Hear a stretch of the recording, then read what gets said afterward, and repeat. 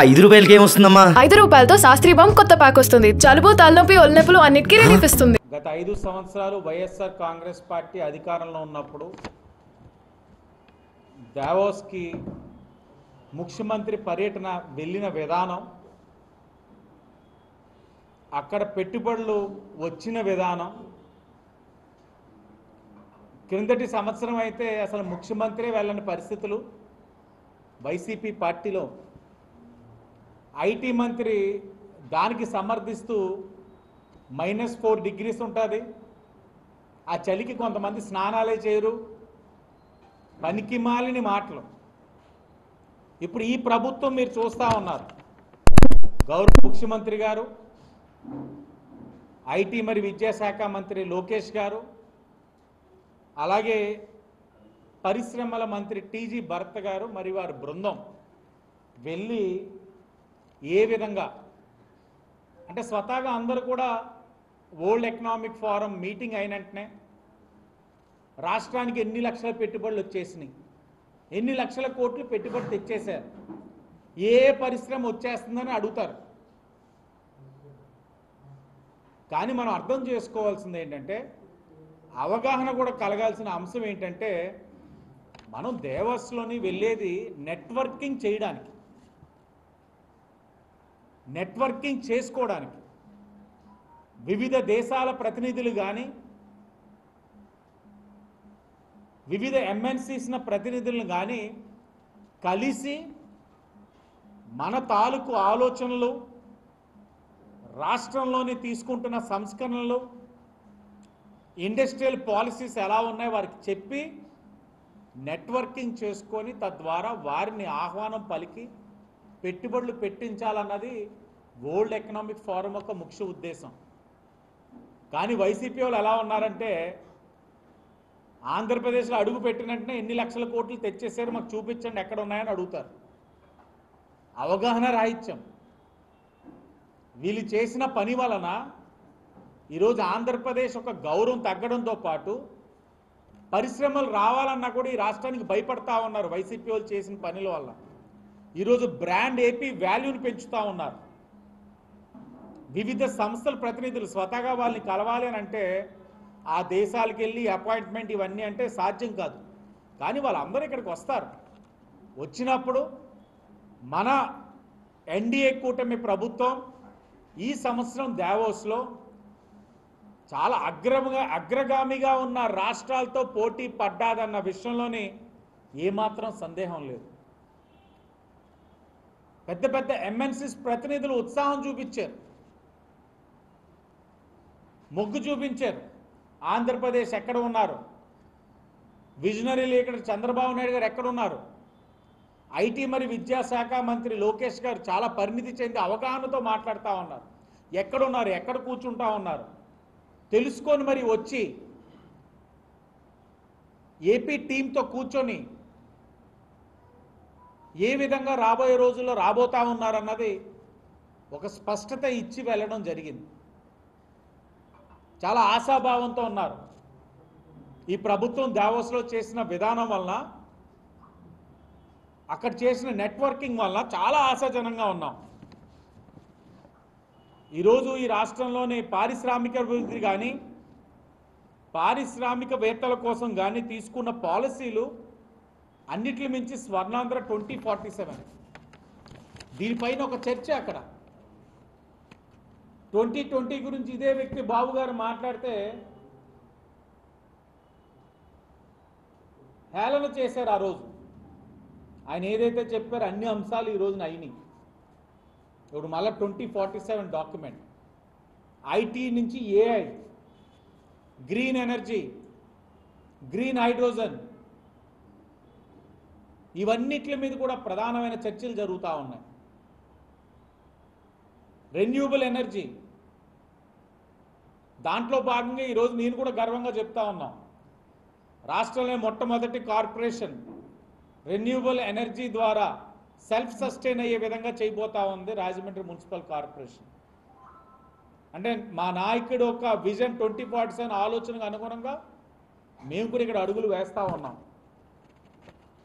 పక్కా హామీతో ఉన్నది. రాబోయే రోజుల్లో పరిశ్రమలన్నీ కూడా వస్తాయి, మంచి పెట్టుబడులు పెట్టబోతా ఉన్నారు, తద్వారా మంచి ఉపాధి కూడా కల్పించే పరిస్థితులు అతి దగ్గరలో ఉన్నాయి. అలాగే గత 5 సంవత్సరాలు వైఎస్ఆర్సీపీ కొత్త పరిశ్రమ తేకపోగా ఉన్న వాటిని పారిపోయేటట్లు చేసేశారు. మనం చూసాం కియా మోటార్స్లో ఆనాడు ఉన్న వైసీపీ ఎంపీ గోరెంట్ల మాధవ్ ఆ కియా సంస్థ ప్రతినిధుల్ని బెదిరించాడు. మొన్న చెప్తా ఉన్నారు మా శాసనసభ్యుడు, తోటి శాసనసభ్యుడు శ్రీకాళహస్తి బొజ్జల సుధీర్ గారు, అక్కడ శ్రీ సిటీ అనే ఎలక్ట్రానిక్ హబ్ ఉంది, అక్కడ దానికి చాలా పెద్ద ప్రతినిధి వాళ్ళని రూమ్లో బంధించేసి కోర్టులు డిమాండ్ చేశారట. వారు వాళ్ళ దేశానికి సంప్రదిస్తే వారు మన సీఎంఓని అడిగితే అయ్యో తప్పయ్యా పరిశ్రమ ప్రతినిధులతో ఏంటి, పరిశ్రమలు రాష్ట్రాన్ని నుంచి తరలిపోతాయి కదా అని అనడం మానేసి మా వాళ్ళే కదా చూడండి అని అంటా ఉన్నారట వైసీపీ వాళ్ళు. అదే కానీ మా నాయకుడి దగ్గర కానీ ఇలాంటివి చేసుంటే చంద్రబాబు నాయుడు గారు తాట్ల తీసేసేవారు. ఇదే వ్యత్యాస. ఈ రోజున పాలకుల యొక్క చిత్తశుద్ధి అలాగే ప్రశాంతమైన వాతావరణం కల్పిస్తూ ఉన్నాం. ఇటు పెట్టుబడులకు కానీ పరిశ్రమలకు కానీ మౌలిక వసతులు కల్పించాలన్న సంకల్పంతో పనిచేస్తున్న విధానాన్ని చూసి రాబోయే రోజుల్లో ఈ యొక్క వరల్డ్ ఎకనామిక్ ఫోరం నుంచి జరిగిన సంప్రదింపులు అన్నీ కూడా అతి దగ్గరలో పెట్టుబడుల రూపాన మనం చూడబోతా ఉన్నాం అన్నది కూడా తెలియచేస్తూ, అలాగే 2 సంవత్సరాల కిందట ఇదే రోజున ఉదయం తిరుమల వెంకటేశ్వర స్వామిని దర్శనం చేసుకొని ఇక్కడ ఉన్న వాళ్ళు నాకు తెలిసి సోదరులు దేవి గారు ఉన్నారు, కాశీ నవీన్ గారు ఉన్నారు, నారా లోకేష్ గారితో పాటు తిరుమల తిరుపతి దేవస్థానం నుంచి కుప్పం దాకా రోడ్డు మార్గంలో వెళ్ళి సాయంత్రం 5 చిల్లరకి యువగలం బస్సును ప్రారంభించుకొని రేపటి రోజు నుంచి యువగలం అడుగులు మొదలేసిన రోజు 2 సంవత్సరాల కిందట. ప్రత్యక్ష సాక్షిని, పోలీసులు ఏ విధంగా ప్రవర్తించారన్నది నా కళ్ళతో చూసిన వ్యక్తిని. అడుగడుగున పోలీసుల ఆంక్షలు, ఆ ఆంక్షల్ని చూసి భరించలేక నాయకులందరూ కూడా బెదిరిపోయిన పరిస్థితులు. ఒకానొక సందర్భంలో డాక్టర్ బిఆర్ అంబేద్కర్ గారు రచించిన రాజ్యాంగాన్ని పట్టుకున్నాం చేతులతో. ఈ రాజ్యాంగం మాకు హక్కు ఇచ్చింది, ఈ రాజ్యాంగం లోబడి మేము పాదయాత్ర చేస్తూ ఉన్నాం, ఈ రాజ్యాంగం ఇచ్చిన హక్కుతోటే మా వాక్కు స్వేచ్ఛను మేము ప్రదర్శిస్తూ ఉన్నాం, ఏమిటిది చట్టం అనేది ఉంటుంది కదా అని చెప్పి అనేక సందర్భాల్లో నారా లోకేష్ గారు ప్రశ్నించిన పరిస్థితుల్ని గుర్తు చేసుకుంటా ఉన్నాం. గత వైసీపీ పాలనలో ఎన్ని ఇబ్బందులు పెట్టినా ప్రజల కోసం, పార్టీ కోసం పాదయాత్రని ముందుకు తీసుకువెళ్ళారు.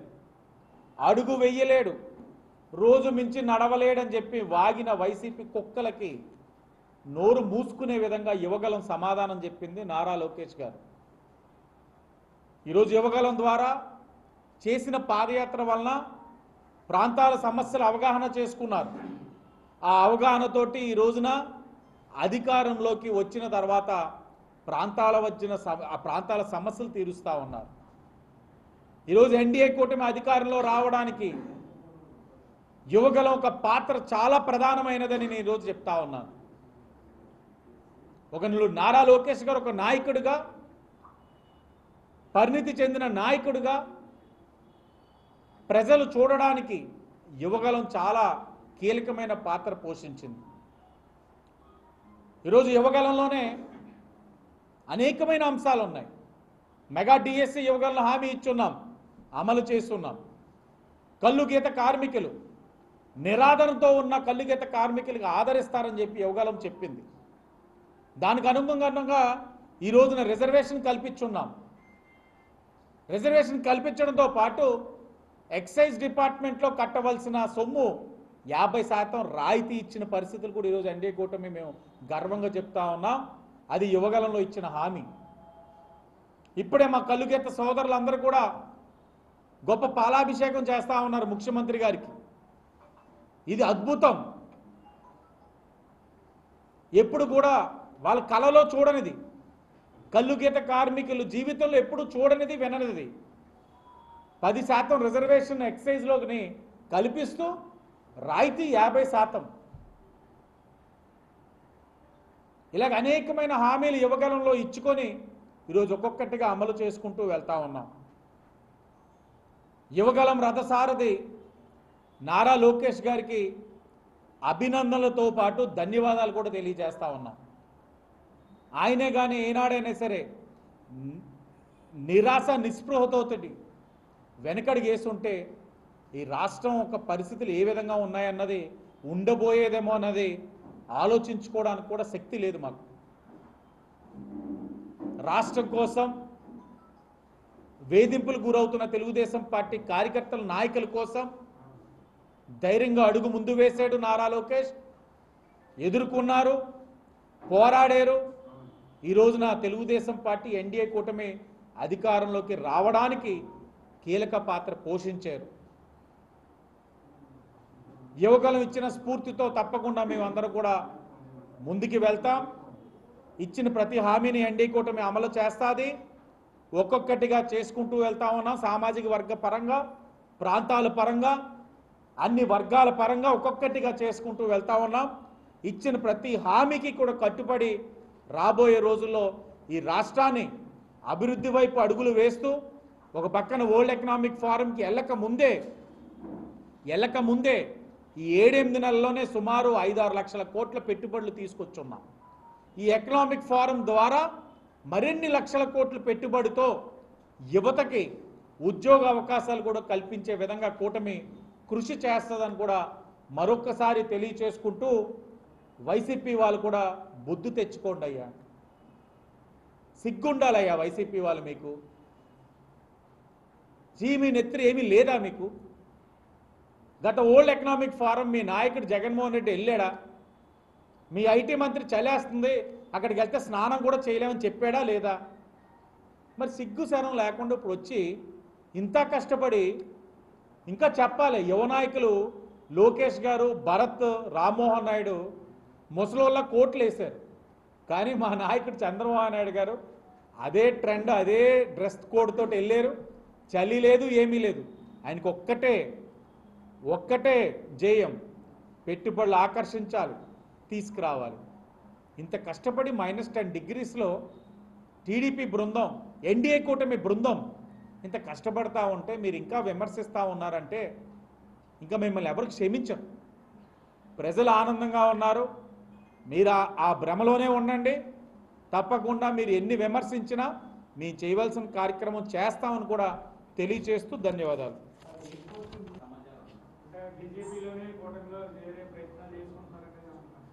ఒకటి, ఇప్పుడు వైసీపీ నుంచి రెసిగ్నేషన్స్ విజయసాయి రెడ్డి గారు, జగన్మోహన్ రెడ్డి ఆత్మ, ఆయన శాంతి కోసం, మనశ్శాంతి కోసం చేశారు. తెలియట్లా, ఒకటైతే చేశారు.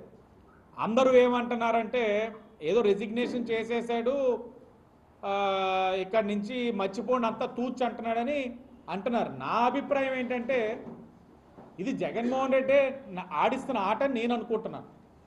ఇతను పక్కన ఉంటే ఇద్దరు బొక్కలో పోయే బదులు నేను వెళ్తాను, నువ్వు బయట ఉండి వ్యవహారాలు నడుపు అని. ఎందుకంటే రాష్ట్రానికి మేలు చేస్తున్న మోడీ గారికి, షా గారికి ధన్యవాదాలట.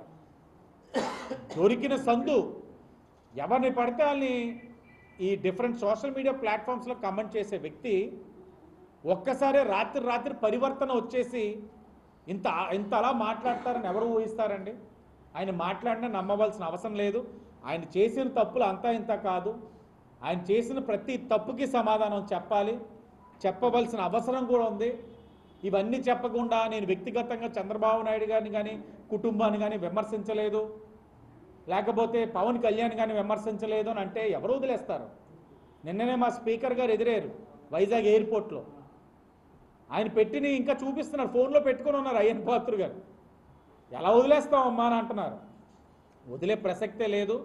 రెసిగ్నేషన్స్ కూడా వారి ఆటలో భాగమే, ఈ రాజకీయ క్రీడలో భాగమే. వారి దగ్గర ఉంటే ఇబ్బందులు పాలవుతామని చెప్పి ఒక్కొక్కరిని మా దగ్గరికి పంపిస్తూ ఉన్నారు.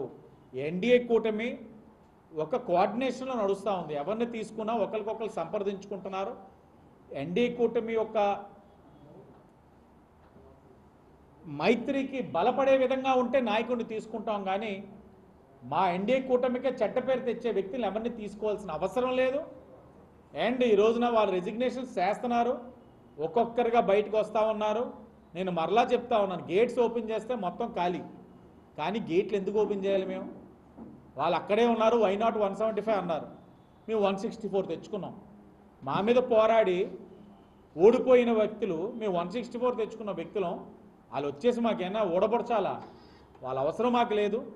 మా కార్యకర్తల్ని, జెండా మోసిన వ్యక్తులను చూసుకుంటే మాకు చాలు.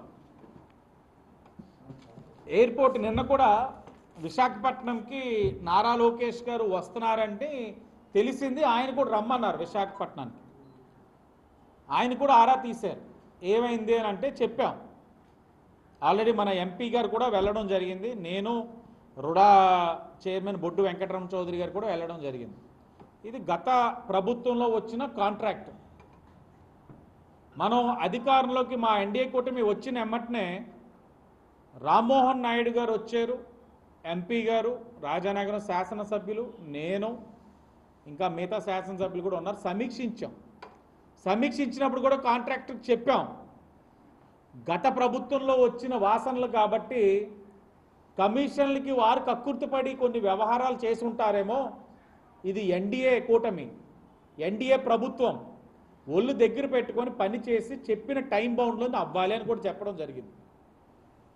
అనేక సందర్భాల్లో మా వారు కూడా నాయకులు సమీక్షిస్తూ ఉన్నారు. చాలా దురదృష్టకరం. అదృష్టం ఏమిటంటే ఏ విధమైన ప్రాణహాని జరగల. వెళ్ళి చూస్తే మాకే ఆశ్చర్యం కలిగింది. అంత అనుభవం కలిగిన సంస్థ అని చెప్తా ఉన్నారే, మరి అంత అనుభవం కలిగిన సంస్థ అయితే అంత టెక్నికల్ మిస్టేక్ తోటి అంత పెద్ద డ్యామేజ్ జరిగింది అని అంటే అది తప్పకుండా ఈ ప్రభుత్వం అయితే సీరియస్గా తీసుకుంది. ఇప్పటికీ ఐఐటి చెన్నై నిపుణులు వచ్చారు, వాళ్ళకి తాలూకు రిపోర్ట్స్ వాళ్ళు ఇస్తూ ఉన్నారు. నేను నిన్ననే కేంద్ర మంత్రి రామ్మోహన్ నాయుడు ఆయనతో మాట్లాడాను. ఐఐటి చెన్నై వాళ్ళు ఇవ్వడమే కాదు, ఎయిర్పోర్ట్ అథారిటీ వారు కూడా మీ టీంని పంపించండి. ఏమిటి నిర్లక్ష్యం కాంట్రాక్టర్ది? గతంలో ఇలాగే ఫ్లైఓవర్ని వదిలేశారు. 5 సంవత్సరాలు నా ఆస్తి అమ్ముతా అన్నాడు. అమ్మేది లేదు, సచ్చేది లేదు. కానీ ఆ ఫ్లైఓవర్ని కూడా అలాగే అర్ధాంతరంగా ఆ కార్యక్రమాలన్నీ అలాగే వదిలేశారు. కాంట్రాక్టర్ని ఎంత ఒత్తిడి తెస్తా ఉన్నా చేయలేని పరిస్థితుల్లో అతను ఆర్థిక పరంగా నలిపేశారు వైసీపీ వాళ్ళు. ఇప్పటికీ అతను మెటీరియల్ ఆ ఎస్టేట్స్ నుంచి ఇవ్వట్లా, ఇంకా మెటీరియల్ లాకేసి అద్దివ్వి ఎల్లు అంటున్నారు. పేపర్ మిల్ని ఇలాగే చేసేశారు. కమిషన్లు కక్కుర్తిపడి కార్మికుల యొక్క శ్రేయస్సుని, కార్మికుల యొక్క కష్టాన్ని గుర్తించకుండా శ్రేయస్సుని గాలికి వదిలేసి సూట్ కేసులు తీసుకోవడం మొదలుపెట్టారు వైసీపీ వాళ్ళు. ఈ ఎయిర్పోర్ట్లో కూడా బహుశా ఆ అలవాటుతోటే ఉండుంటుంది. కాంట్రాక్టర్కి అయితే చాలా సీరియస్గా చెప్పడం జరిగింది.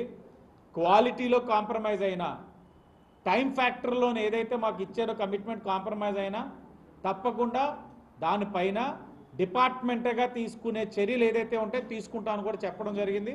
దీని మీద మళ్ళా ఢిల్లీ నుంచి కూడా ఎయిర్పోర్ట్ అథారిటీ నుంచి కూడా టీం వస్తారు. వాళ్ళు కూడా వాళ్ళ ఫైండింగ్స్ తీసుకుంటారు. ఫైండింగ్స్ వచ్చిన తర్వాత తప్పని తెలిస్తే కాంట్రాక్టర్ మీదైనా సరే చర్యలు తప్పవు. మరిన్ని వీడియోస్ కోసం ఛానల్ ని సబ్స్క్రైబ్ చేయండి. లేటెస్ట్ అప్డేట్స్ కోసం వాట్సాప్ ఛానల్ ని ఫాలో అవ్వండి. ఆ లింక్ డిస్క్రిప్షన్ లో ఉంది.